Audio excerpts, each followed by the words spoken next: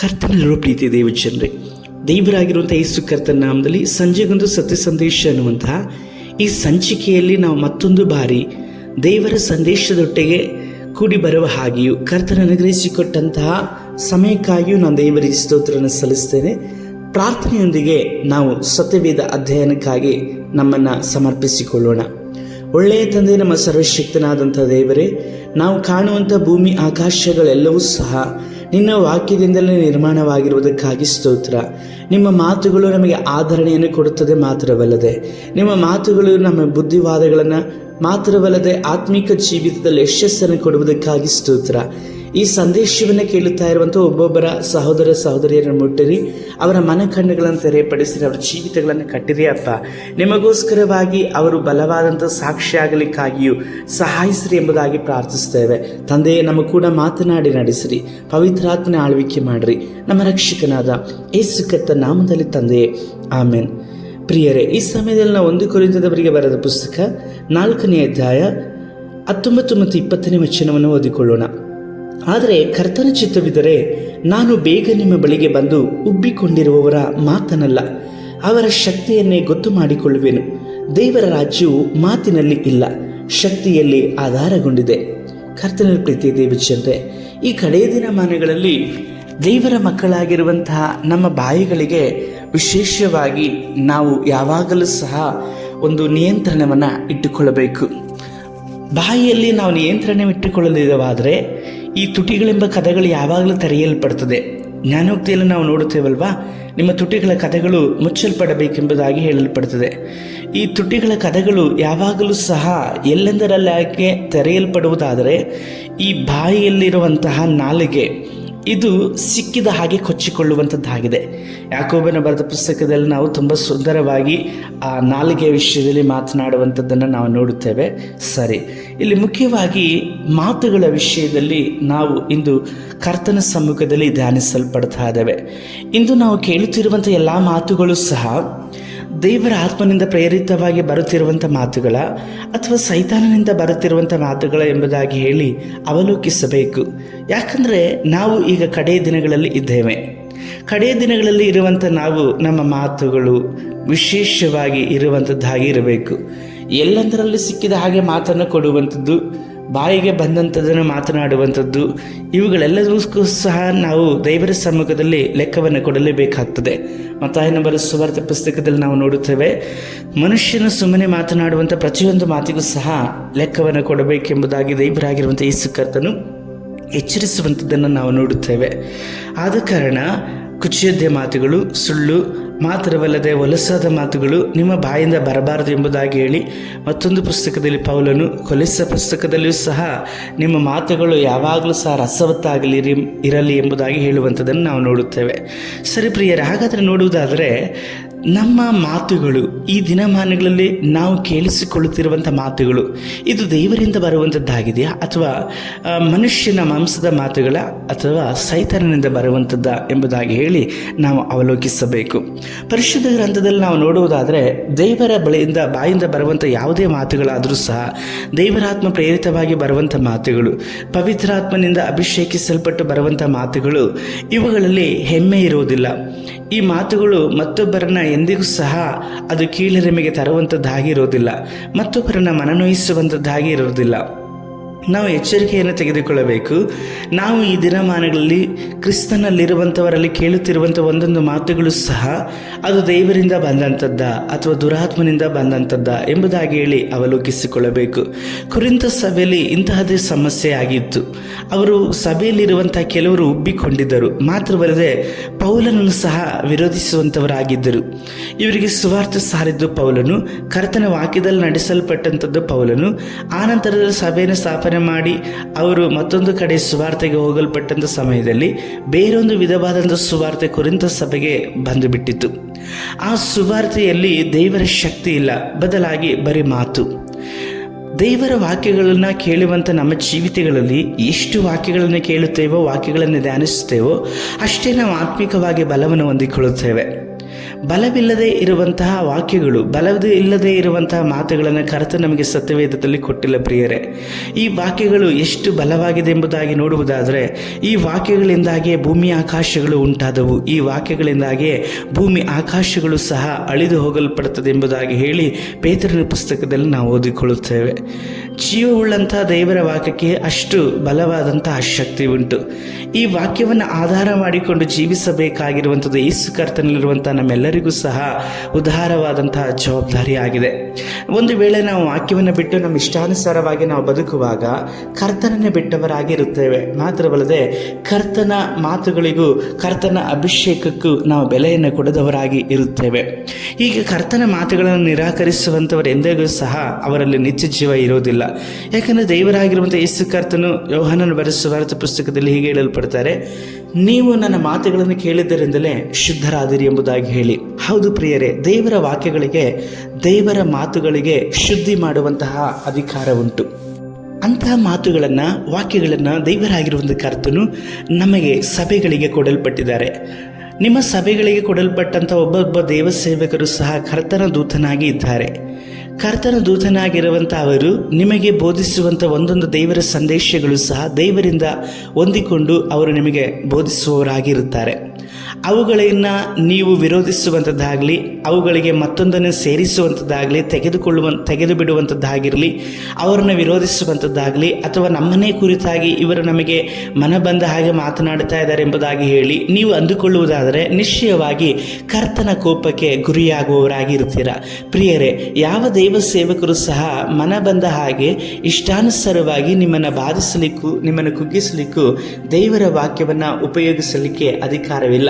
ಒಂದು ವೇಳೆ ಕರ್ತನು ಆ ವಾಕ್ಯಗಳನ್ನು ಇಟ್ಟು ಕೆಲವೊಂದು ಸಮಯದಲ್ಲಿ ನಿಮ್ಮನ್ನು ಅವರು ಗದರಿಸಬಹುದು, ಖಂಡಿಸಬಹುದು, ಎಚ್ಚರಿಸಬಹುದು. ಯಾಕಂದರೆ ದೇವರ ವಾಕ್ಯಗಳು ಇರುವಂಥದ್ದೆಲ್ಲವೂ ನಮ್ಮನ್ನು ತಿದ್ದುಪಾಡನ್ನು ಮಾಡಲಿಕ್ಕೋಸ್ಕರವಾಗಿ ವಾಕ್ಯ ಇದೆ.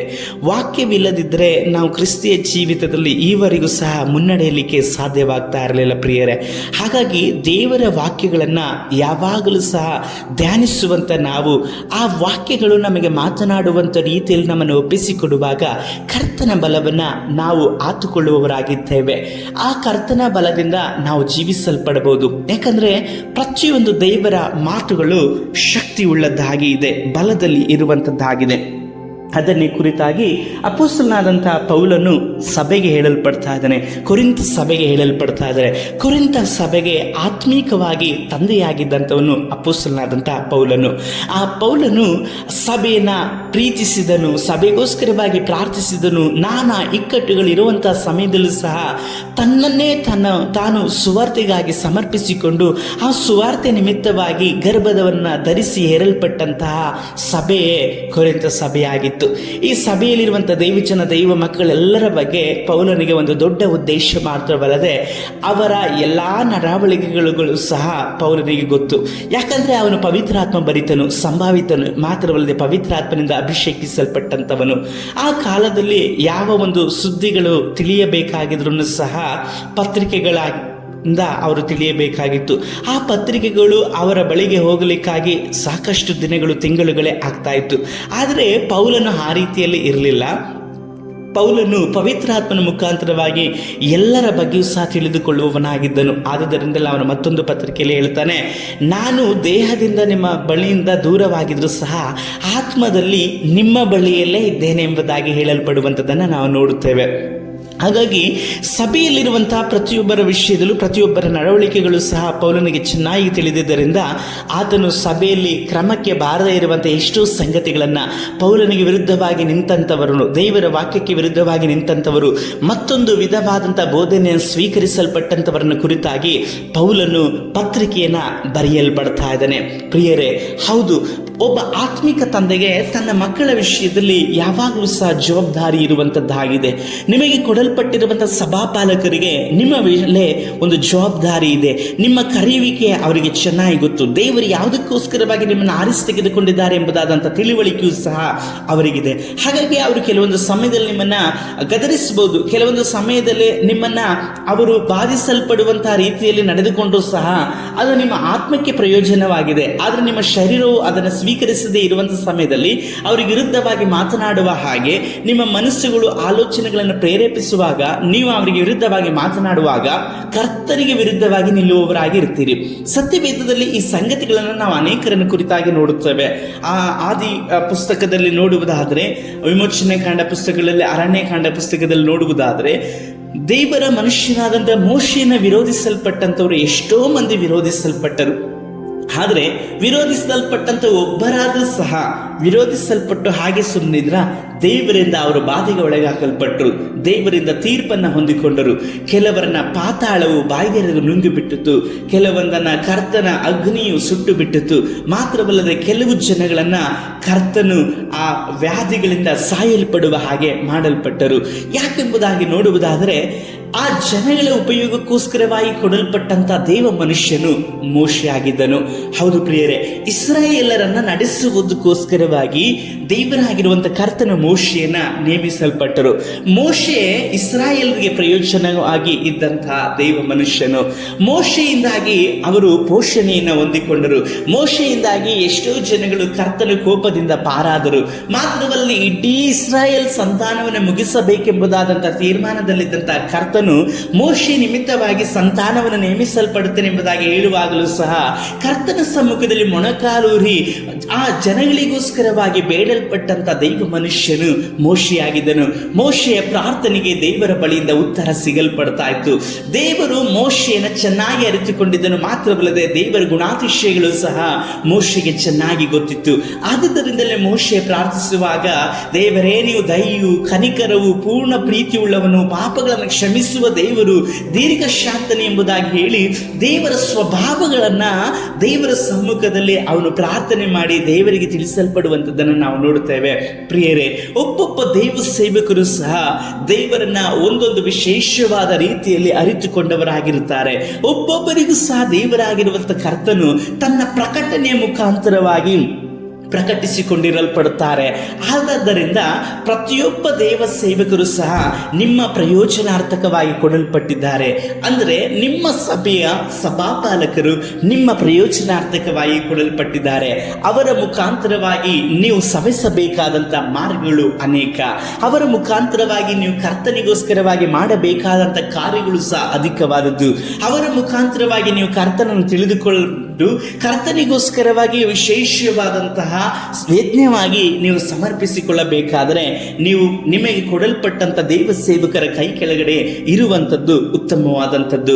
ಆದರೆ ಈ ಕಡೇ ದಿನಮಾನಗಳಲ್ಲಿ ಯಾಕಾಗಿ ದೈವ ಮಕ್ಕಳು ಸರಿಯಾದಂಥ ರೀತಿಯಲ್ಲಿ ಸೇವಕರಿಗೂ ಸಭೆಗೂ ನಾವು ವಿಧೇಯರಾಗಿ ಮಾತ್ರವಲ್ಲದೆ ಸನ್ಮಾರ್ಗದಲ್ಲಿ ನಡೆಯಲಿಕ್ಕೆ ಸಾಧ್ಯವಾಗ್ತಾ ಇಲ್ಲ ಎಂಬುದಾಗಿ ನೋಡುವುದಾದರೆ, ಮಾತುಗಳು, ಹರಟೆ ಮಾತುಗಳು, ಕುಚೋದ್ಯ ಮಾತುಗಳು, ವಿರೋಧಿಸುವಂಥ ಮಾತುಗಳು, ಹೆಮ್ಮೆ ಪಟ್ಟುಕೊಳ್ಳುವಂಥದ್ದು ಮಾತಿನಲ್ಲಿ ಮಾತ್ರವಲ್ಲ, ತಮ್ಮನ್ನೇ ತಾವು ಕೊಚ್ಚಿಕೊಳ್ಳುವಂಥದ್ದು, ತಮ್ಮನ್ನು ತಾವು ಜ್ಞಾನಿಗಳೆಂಬುದಾಗಿ ಭಾವಿಸಿಕೊಳ್ಳುವಂಥದ್ದು, ತಮ್ಮ ಒಂದು ಜ್ಞಾನಕ್ಕೆ ಅನುಸಾರವಾಗಿಲ್ಲದೇ ಇರುವಂಥ ಕಾರ್ಯಗಳನ್ನು, ಅದಕ್ಕೂ ಅಧಿಕವಾದಂಥ ಕಾರ್ಯಗಳನ್ನು ಯೋಚಿಸುವಂಥದ್ದು, ತಮ್ಮ ಯೋಗ್ಯತೆಗಿಂತ ಹೆಚ್ಚಾಗಿ ತಮ್ಮನ್ನು ಭಾವಿಸಿಕೊಳ್ಳುವಂಥದ್ದು, ತಮ್ಮ ಕರಿವಿಕೆಯನ್ನು ತಿಳಿದುಕೊಳ್ಳದೇ ಇರುವಂಥದ್ದು, ಮಾತ್ರವಲ್ಲದೆ ಕರ್ತನ ವಾಕ್ಯದ ಶಕ್ತಿಯನ್ನ ಅವರು ಅನುಭವಿಸದೇ ಇರುವಂಥದ್ದರಿಂದ ಅವರು ದೇವರ ವಾಕ್ಯಕ್ಕಾಗಲಿ ದೇವರ ಸೇವಕರಿಗಾಗಲಿ ಅವರು ವಿಧೇಯರಾಗಿ ನಡೆಯಲಿಕ್ಕೆ ಸಾಧ್ಯವಿಲ್ಲ. ಪ್ರಿಯರೇ, ಒಂದನ್ನು ತಿಳಿದುಕೊಳ್ಳ್ರಿ, ನೀವು ಯಾವುದೇ ಸ್ಥಿತಿಯಲ್ಲಿ ಇರುವುದಾದರೂ ಸಹ ನಿಮಗೋಸ್ಕರವಾಗಿ ಕಣ್ಣೀರಿಂದ ಪ್ರಾರ್ಥಿಸುವಂಥವರು ಸೇವಕರಾಗಿರಲ್ಪಡ್ತಾರೆ. ನಿಮಗೆ ಕೊಡಲ್ಪಟ್ಟಂಥ ಆತ್ಮಿಕ ತಂದೆಯ ವಿಷಯದಲ್ಲಿ ದೇವರಿಗೆ ಒಂದು ದೊಡ್ಡ ಯೋಜನೆ ಉಂಟು. ಅವರು ನಿಮ್ಮ ವಿಷಯದ ಲೆಕ್ಕವನ್ನು ಒಪ್ಪಿಸಿಕೊಡಬೇಕಾಗಿದೆ. ಅವರು ನಿಮ್ಮ ವಿಷಯದಲ್ಲಿ ಕರ್ತನ ಬಳಿಯಿಂದ ವಿಶೇಷವಾದ ಪ್ರಕಟಣೆಯನ್ನು ಹೊಂದಿಕೊಂಡವರಾಗಿರುತ್ತಾರೆ. ನಿಮ್ಮ ಆಗುಗಳ ವಿಷಯದಲ್ಲಿ ಅವರು ಕರ್ತನಿಗೆ ಲೆಕ್ಕವನ್ನು ಕೊಡುವವರಾಗಿದ್ದಾರೆ. ಸೈತಾನ್ ನಿಮ್ಮನ್ನು ಬಾಧಿಸುವುದಕ್ಕಿಂತ ಮುಂಚಿತವಾಗಿ ಮೊದಲು ನಿಮ್ಮ ಸಭಾಪಾಲಕರನ್ನು ಬಾಧಿಸಲ್ಪಡ್ತಾನೆ. ಅವರು ಯಾವಾಗಲೂ ಸಹ ನಿಮಗೋಸ್ಕರವಾಗಿ ಮೊಣಕಾಲೂರುತ್ತಾ ಪ್ರಾರ್ಥಿಸುವಾಗ ನಿಮ್ಮ ಬಾಧೆಗಳೆಲ್ಲವೂ ಸಹ ತಡೆಯಾಗಲ್ಪಡ್ತದೆ. ಮುಂದುವರಿಯಲ್ಪಟ್ಟು ಸೈತಾನನಿಗೆ ಅನಿಗೋಚಾರವಾದಂಥ ಕಾರ್ಯಗಳನ್ನು ನೀವು ಮಾಡುವಾಗ ನಿಮ್ಮ ಸಭಾಪಾಲಕರು ಮಾಡುವಂಥ ಯಾವ ಪ್ರಾರ್ಥನೆಗಳು ಸಹ ನಿಮಗೆ ಪ್ರಯೋಜನಕರವಾಗಿರೋದಿಲ್ಲ.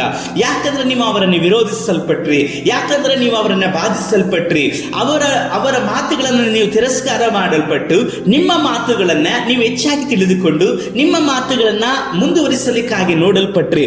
ಆದರೆ ನಿಮ್ಮ ಮಾತುಗಳು ಮಾತುಗಳಲ್ಲಿ ಯಾವ ಶಕ್ತಿ ಇದೆ? ಯಾವ ಶಕ್ತಿ ಇದೆ ಪ್ರಿಯರೇ? ದೇವರ ವಾಕ್ಯ ಏನು ಹೇಳ್ತಾ ಇದೆ? ದೇವರ ರಾಜ್ಯವು ಮಾತಿನಲ್ಲಿ ಇಲ್ಲ, ಶಕ್ತಿಯಲ್ಲಿ ಆಧಾರಗೊಂಡಿದೆ ಎಂಬುದಾಗಿ ಹೇಳಿ ಪೌಲನು ಹೇಳ್ತಾ ಇದ್ದಾರೆ. ಹಾಗಾದ್ರೆ ಶಕ್ತಿಯಲ್ಲಿ ಎರಡು ವಿಧವಾದಂತಹ ಶಕ್ತಿಯನ್ನು ನಾವು ನೋಡಲ್ಪಡ್ತೇವೆ ಪ್ರಿಯರೇ ಮಕ್ಕಳೇ. ಒಂದು ಸೈತಾನನಲ್ಲಿರುವಂತಹ ಶಕ್ತಿ, ಮತ್ತೊಂದು ದೇವರಲ್ಲಿರುವಂತಹ ಶಕ್ತಿ. ಆದ್ದರಿಂದಲೇ ಪೌಲನು ಹೇಳ್ತಾ ಇದ್ದಾರೆ, ನಾನು ಬರುವಾಗ ಅವರ ಶಕ್ತಿಯನ್ನೇ ಗೊತ್ತು ಮಾಡಿಕೊಳ್ಳುವನು ಎಂಬುದಾಗಿ ಹೇಳಿ. ಅಂದ್ರೆ ಅವರು ಯಾವ ಶಕ್ತಿಯಿಂದ ಮಾತನಾಡ್ತಾ ಇದ್ದಾರೆ? ದೇವರಾತ್ಮನಿಂದ ಬಂದಂತ ಶಕ್ತಿಯಿಂದ ಮಾತನಾಡ್ತಾ ಇದ್ದಾರ, ಅಥವಾ ದುರಾತ್ಮನಿಂದ ಬಂದಂತ ಶಕ್ತಿಯಿಂದ ಮಾತನಾಡಲ್ಪಡ್ತಾ ಇದ್ದಾರ? ಆ ಶಕ್ತಿಯನ್ನು ನಾನು ಗೊತ್ತು ಮಾಡಿಕೊಳ್ಳುತ್ತೇನೆ, ಆ ಶಕ್ತಿಯನ್ನು ನಾನು ತಿಳಿದುಕೊಳ್ಬೇಕೆಂಬುದಾಗಿ ಹೇಳಿ ಅಪೊಸ್ತಲನಾದ ಪೌಲರು ಹೇಳ್ತಾ ಇದ್ದಾರೆ. ಇಂದು ನೀವು ಮಾತನಾಡುವಂತ ಒಂದೊಂದು ಮಾತುಗಳು, ಇತರರನ್ನ ಬಾಧಿಸಲ್ಪಡುವಂತ ಮಾತುಗಳು, ಇತರರ ವಿಷಯದಲ್ಲಿ ಚಾಡಿ ಹೇಳುವಂತ ಮಾತುಗಳು, ಸುಳ್ಳಾದಂಥದ್ದನ್ನ ಬಿತ್ತುವಂಥದ್ದು, ಮಾತ್ರವಲ್ಲದೆ ಇಲ್ಲವಾಗಿ ಇರುವಂಥದ್ದನ್ನ ಕಲ್ಪಿಸಿಕೊಂಡು ಮಾತನಾಡುವಂತ ಮಾತುಗಳು, ಮಾತ್ರವಲ್ಲದೆ ನಿಮ್ಮಲ್ಲಿ ಇರುವಂತ ಯೋಗ್ಯತೆಗಿಂತಲೂ ಸಹ ನಿಮ್ಮನ್ನು ಹೆಚ್ಚಾಗಿ ಭಾವಿಸಿಕೊಂಡು ಮಾತನಾಡುವಂತ ಒಂದೊಂದು ಮಾತುಗಳು ಸಹ ಅದು ದೇವರಿಂದ ಬಂದಂತ ಮಾತುಗಳಲ್ಲ ಪ್ರಿಯರೇ, ಅದು ಸೈತಾನನಿಂದ ಬಂದಂತ ಮಾತುಗಳಾಗಿದೆ. ಅದನ್ನೇ ಇಲ್ಲಿ ಪೌಲರು ಹೇಳ್ತಾ ಇದ್ದಾರೆ, ಅವರಲ್ಲಿ ಅವರ ಶಕ್ತಿಯನ್ನೇ ಗೊತ್ತು ಮಾಡಿಕೊಳ್ಳುವೆನು. ಯಾವ ಶಕ್ತಿ ಅವರಲ್ಲಿದೆ? ಅವರು ಉಬ್ಬಿಕೊಂಡಿರುವಂತಹದ್ದು ಮಾತನಲ್ಲ, ಅವರ ಶಕ್ತಿಯನ್ನೇ ಗೊತ್ತು ಮಾಡಿಕೊಳ್ಳುವೆನು ಎಂಬುದಾಗಿ ಹೇಳ್ತಾ ಇದ್ದಾನೆ. ಹೌದು, ಆ ವಾಕ್ಯದಲ್ಲಿ ಮುಂದುವರೆದು ನೋಡುವಾಗ ನೋಡ್ತಾ ಇದ್ದೇವೆ, ನಾನು ಬೇಗ ನಿಮ್ಮ ಬಳಿಗೆ ಬಂದು ಉಬ್ಬಿಕೊಂಡಿರುವವರ ಮಾತನ್ನಲ್ಲ, ಅವರ ಶಕ್ತಿಯನ್ನೇ ಗೊತ್ತು ಮಾಡಿಕೊಳ್ಳುವೆನೆಂಬುದಾಗಿ ಹೇಳ್ತಾ ಇದ್ದಾನೆ. ಇದರ ಅರ್ಥ, ಒಬ್ಬರ ಬಗ್ಗೆ ನೀವು ವಿರುದ್ಧವಾಗಿ, ದೇವರ ಸೇವಕರ ಬಗ್ಗೆ, ದೇವ ಜನ ಬಗ್ಗೆ ಮಾತನಾಡುವಾಗ, ನಿಮಗೆ ವಿರುದ್ಧವಾಗಿ ಅವರು ಮಾತನಾಡುವಾಗ, ಅವರು ಬರೀ ಮಾತಿನಿಂದ ಮಾತನಾಡ್ತಾ ಇಲ್ಲ, ಅವರ ಹಿಂದೆ ಒಂದು ಶಕ್ತಿ ನಿಮಗೆ ವಿರುದ್ಧವಾಗಿ, ಸೇವಕರಿಗೆ ವಿರುದ್ಧವಾಗಿ, ಸಭೆಗೆ ವಿರುದ್ಧವಾಗಿ ಮಾತನಾಡಲಿಕ್ಕಾಗಿ ಅವರನ್ನು ಪ್ರೋತ್ಸಾಹ ಮಾಡ್ತಾ ಇದೆ. ಆ ಶಕ್ತಿ ಸೈತಾನನಿಂದ ಬಂದಂತ ಶಕ್ತಿಯಾಗಿದೆ. ಆ ಶಕ್ತಿ ಲೋಕದ ಅನುಸಾರವಾಗಿ ಇರುವಂಥದ್ದು. ಆ ಶಕ್ತಿ ಯಾವಾಗೂ ಶಾಶ್ವತವಾಗಿ ಇರುವಂಥದ್ದಲ್ಲ. ಆದರೆ ದೇವರ ಆತ್ಮನಿಂದ ಬಂದಂತಹ ಮಾತುಗಳಿಗೆ ಶಕ್ತಿ ಉಂಟು, ಅದು ಶಾಶ್ವತವಾದದ್ದು, ಅದು ನಿತ್ಯವಾಗಿರುವಂಥದ್ದಾಗಿದೆ. ಹಾಗಾಗಿ ನಾವು ಮಾತನಾಡುವಂಥ ಮಾತಿನ ವಿಷಯದಲ್ಲಿ ಎಚ್ಚರಿಕೆಯಾಗಿರಬೇಕು ಪ್ರಿಯರೇ. ಯಾಕಂದರೆ ದೇವರ ವಾಕ್ಯದಲ್ಲಿ ನಾವು ನೋಡ್ತೇವೆ, ನಾವು ಮಾತುಗಳಿಂದಲೇ ನೀತಿವಂತರೆಂಬುದಾಗಿ ಹೇಳಿ, ಮಾತುಗಳಿಂದಲೇ ಅನೀತಿವಂತರು ಎಂಬುದಾಗಿ ಹೇಳಿ ನಾವು ತೀರ್ಪನ್ನು ಹೊಂದಿಕೊಳ್ಳುವವರಾಗಿದ್ದೇವೆ ಪ್ರಿಯರೇ. ಮಾತ್ರವಲ್ಲದೆ ಯೂದನು ಬರೆದ ಪುಸ್ತಕದಲ್ಲಿ ನಾವು ನೋಡಲ್ಪಡ್ತೇವೆ. 15ನೇ ವಾಕ್ಯದಲ್ಲಿ ನೋಡುವುದಾದರೆ, ಎಲ್ಲರಿಗೆ ನ್ಯಾಯ ತೀರಿಸುವುದಕ್ಕೂ ಭಕ್ತಿಹೀನರೆಲ್ಲರೂ ಮಾಡಿದ ಭಕ್ತಿ ಇಲ್ಲದ ಎಲ್ಲಾ ಕೃತ್ಯಗಳ ವಿಷಯವಾಗಿ ಮತ್ತು ಭಕ್ತಿ ಇಲ್ಲದ ಪಾಪಿಷ್ಠರು ತನ್ನ ಮೇಲೆ ಹೇಳಿದ ಎಲ್ಲಾ ಕಠಿಣವಾದ ಮಾತುಗಳ ವಿಷಯವಾಗಿ ಅವರನ್ನು ಖಂಡಿಸುವುದಕ್ಕೂ ಬಂದನು ಎಂಬುದಾಗಿ ಪ್ರವಾದಿಸಿದರು ಎಂಬುದಾಗಿ ಹೇಳಲ್ಪಡುತ್ತದೆ. ಹೌದು ಪ್ರಿಯರೇ, ಆದಾಮನಿಗೆ 7ನೇ ತಲೆಯವನಾದಂಥ ಅನೋಕನು, ಕರ್ತನ ಸಮ್ಮುಖದಲ್ಲಿ ಅನ್ಯೂನ್ಯತೆಯಲ್ಲಿ ನಡೆಯಲ್ಪಟ್ಟಂತ ದೈವ ಮನುಷ್ಯನು, ಕರ್ತನು ನ್ಯಾಯ ತೀರಿಸಲಿಕ್ಕಾಗಿ ಬರುವಂತಹ ಸಮಯದಲ್ಲಿ ಮೊದಲನೆಯದಾಗಿ ಅಲ್ಲಿ ವಾಕ್ಯದಲ್ಲಿ ಹೇಳಲ್ಪಡುತ್ತದೆ, ಭಕ್ತಿಹೀನರೆಲ್ಲರೂ ಮಾಡಿದ ಭಕ್ತಿ ಇಲ್ಲದೆ ಇರುವಂತಹ ಕೃತ್ಯಗಳ ವಿಷಯವಾಗಿ, ಭಕ್ತಿ ಇಲ್ಲದ ಪಾಪಿಷ್ಠರು ತಮ್ಮ ಮೇಲೆ ಹೇಳಿದ ಕಠಿಣ ಮಾತುಗಳ ವಿಷಯವಾಗಿ ಇಲ್ಲಿ ಏನ್ ಹೇಳುತ್ತದೆ? ಭಕ್ತಿ ಇಲ್ಲದೆ ಇರುವಂತವರು ಕಠಿಣವಾದ ಮಾತುಗಳನ್ನು ಆಡಲ್ಪಡ್ತಾರೆ. ಭಕ್ತಿ ಇಲ್ಲದೆ ಇರುವಂತವರು ದೇವ ಸೇವಕರನ್ನು ದೂಷಿಸ್ತಾರೆ. ಭಕ್ತಿ ಇಲ್ಲದೆ ಇರುವಂತವರು ದೇವರ ಮಕ್ಕಳುಗಳನ್ನು ಬಾಧಿಸಲ್ಪಡ್ತಾರೆ. ಭಕ್ತಿ ಇಲ್ಲದೆ ಇರುವಂತವರು ದೇವರ ಮಾತುಗಳನ್ನು ಅವರು ವಿರೋಧಿಸಿ ನಿಲ್ಲುವವರಾಗಿರ್ತಾರೆ. ಮಾತ್ರವಲ್ಲದೆ ಅವರ ಬಾಯಿಗಳಲ್ಲಿ ಕಠಿಣವಾದ ಮಾತುಗಳು ಬರಲ್ಪಡ್ತದೆ. ಆದರೆ ಇವರನ್ನು ಕರ್ತನು ಖಂಡಿತವಾಗಲೂ ಖಂಡಿಸಲ್ಪಡ್ತಾನೆ. ಇವರಿಗೆ ಕರ್ತ ನಿಶ್ಚಯವಾಗಿ ನ್ಯಾಯವನ್ನು ತೀರಿಸುವವರಾಗಿದ್ದಾರೆ. ಯಾಕಂದ್ರೆ ಮುಂದುವರಿದಲ್ಲಿ ವಾಕ್ಯದಲ್ಲಿ ನೋಡುವುದಾದ್ರೆ, ಇವರು ಗುಣಗುಟ್ಟುವವರು, ತಮ್ಮ ಗತಿಯನ್ನು ನಿಂದಿಸುವವರು, ತಮ್ಮ ದುರಾಶೆಗಳನ್ನು ಅನುಸರಿಸಿ ನಡೆಯುವವರು ಆಗಿದ್ದಾರೆ.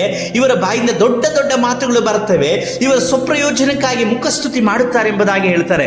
ದೊಡ್ಡ ದೊಡ್ಡ ಮಾತುಗಳು ಅವರ ಬಾಯಿಂದ ಬರುವಂಥದ್ದು ಸ್ವಪ್ರಯೋಜನ ಉಂಟು ಮಾಡ್ತಾರೆ. ಯಾವಾಗಲೂ ಸಹ ತಮ್ಮ ಪ್ರಯೋಜನಕ್ಕೋಸ್ಕರವಾಗಿ ಮಾತನಾಡುವಂಥವ್ರು.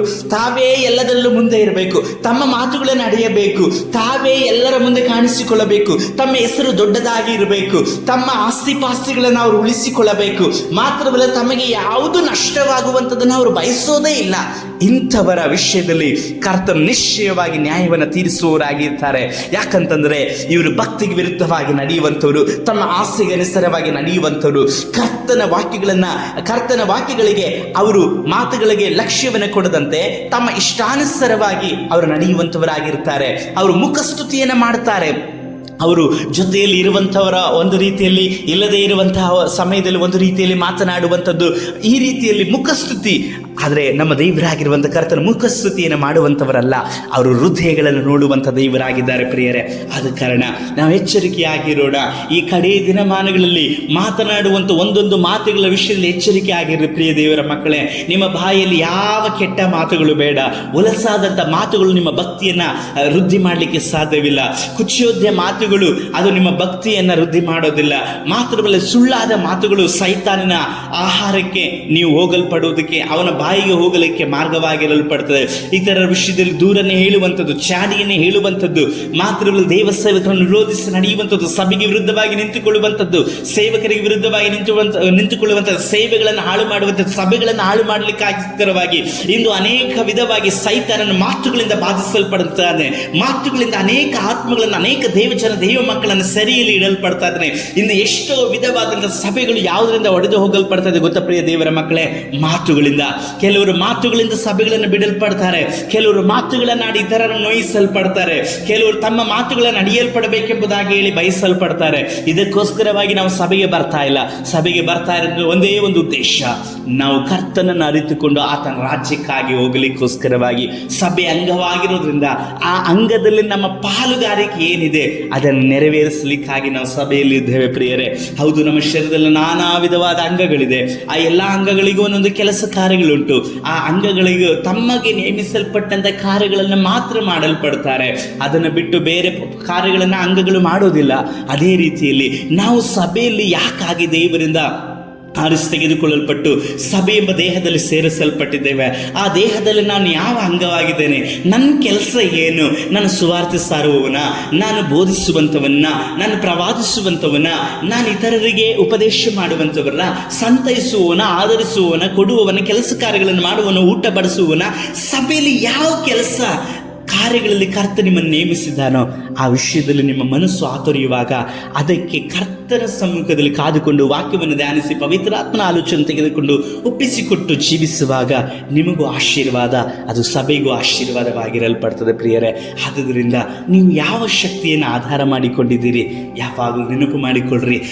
ಸುಮ್ಮನೆ ಎಲ್ಲದಕ್ಕೂ ಸಹ ನಿಮ್ಮ ಬಾಯನ್ನು ತೆಗೆಯಲ್ಪಡಬೇಡ್ರಿ. ನಿಮ್ಮ ಬಾಯಲ್ಲಿ ಜೀವವಿದೆ ಪ್ರಿಯ ದೇವರ ಮಕ್ಕಳೇ.